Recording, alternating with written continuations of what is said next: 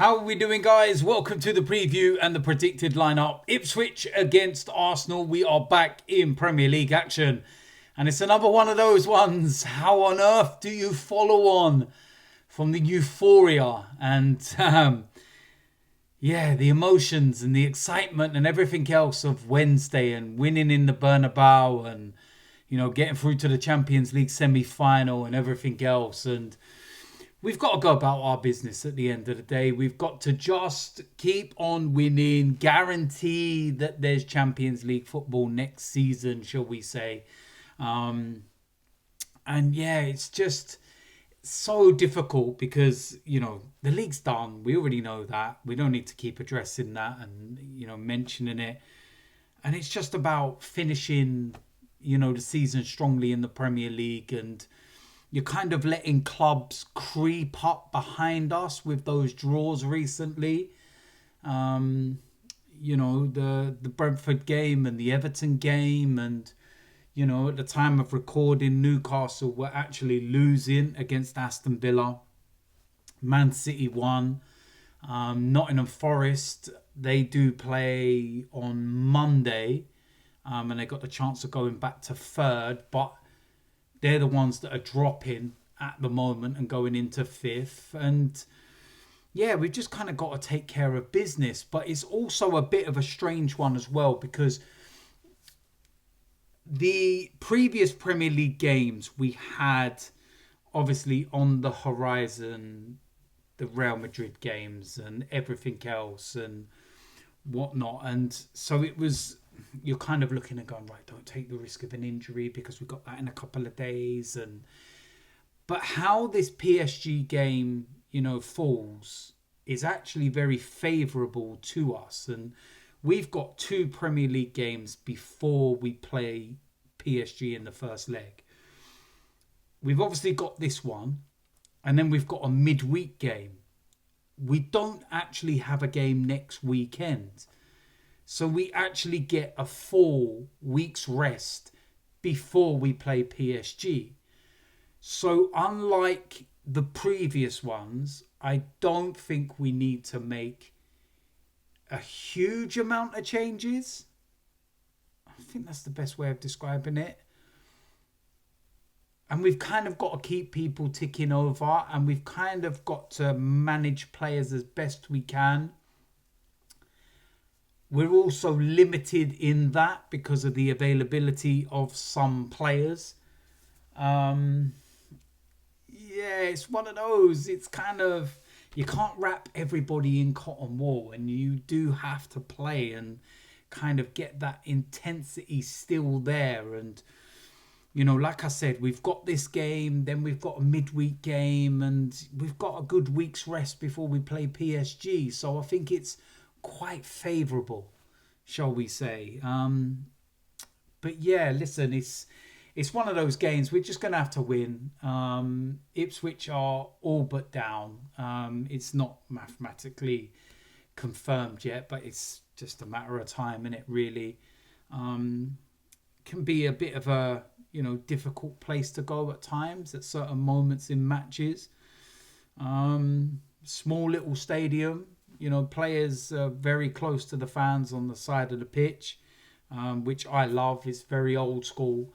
And I've been to Portman Road loads of times before, and it's it's a good old stadium at the end of the day. And listen, Ipswich know that they won't be in the Premier League for much longer, so they want to come and enjoy that. And at the end of the day, they're playing against a side that are in the semi-finals of the Champions League, and they're going to go out and try and beat us. It's as simple as that. So with that said, let's go and get into the starting lineup. In goal, David Raya.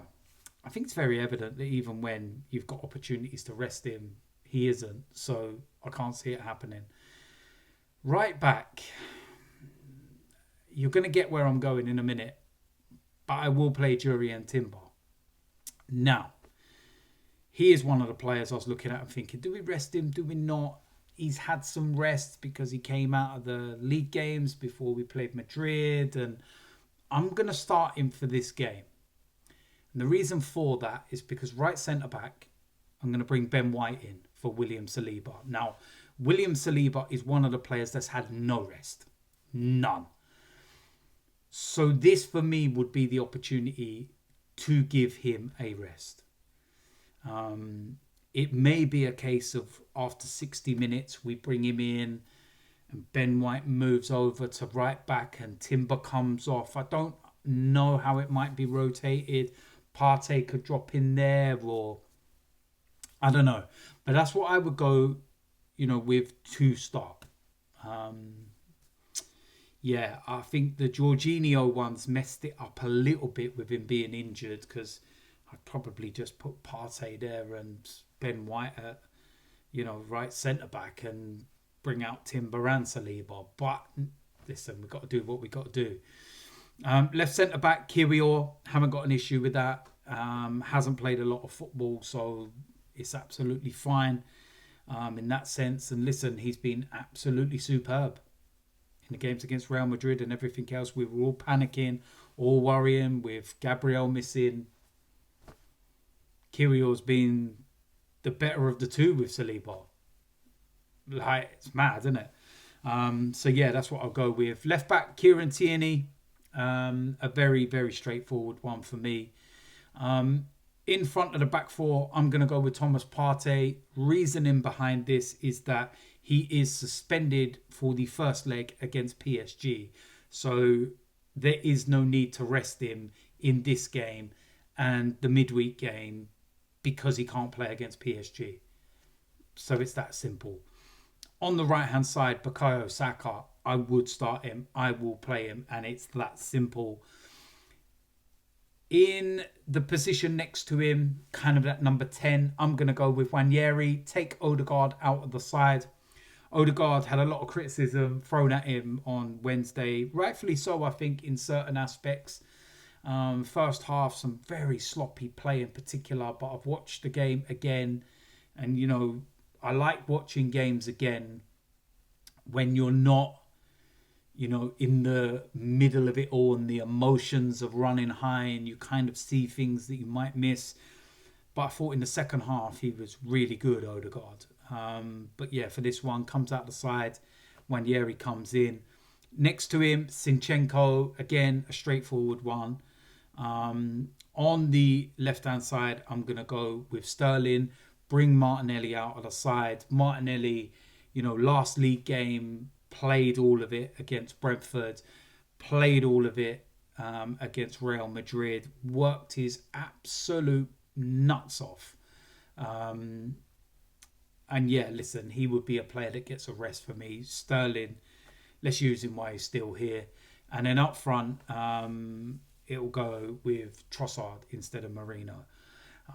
So listen, I think that's a very strong lineup. I think there's, some players in there that need some minutes. I think there's some players in there that we don't really need to rotate too much because, like I said, we've got 4 weeks break before we play PSG. So I think it's quite a luxury position, shall we say, that we find ourselves in at the moment. So listen, is what it is. Needs must. I think that's a strong lineup. I think it's strong enough to beat Ipswich. And let's just go and get the 3 points. It's as simple as that. In terms of, like I said, the Premier League games, I was saying that the Newcastle one hasn't finished. Wow. I've literally just had a look and Newcastle are losing 4-1. So any pressure that Newcastle were putting on us, that's just gone out of the window straight away, isn't it? 4-1 to Aston Villa, and that's really, really put Aston Villa in the mix for the Champions League places. What's that put them on? That's put them on 57 points, which is the same as Nottingham Forest, who currently sit in those final places. And the goal difference, yeah, that's what might let Aston Villa down. That's very poor, only 6, but today will obviously help. So, yeah, listen, go about our business, do our job, get 3 points, and then we move on. It's as simple as that. So, there we go. That is it. As usual, let me know in the comment section whether you agree or disagree. If you're new around here, hit the subscribe button, smash a like on this video, and I will see you lot very soon. I'm out of here.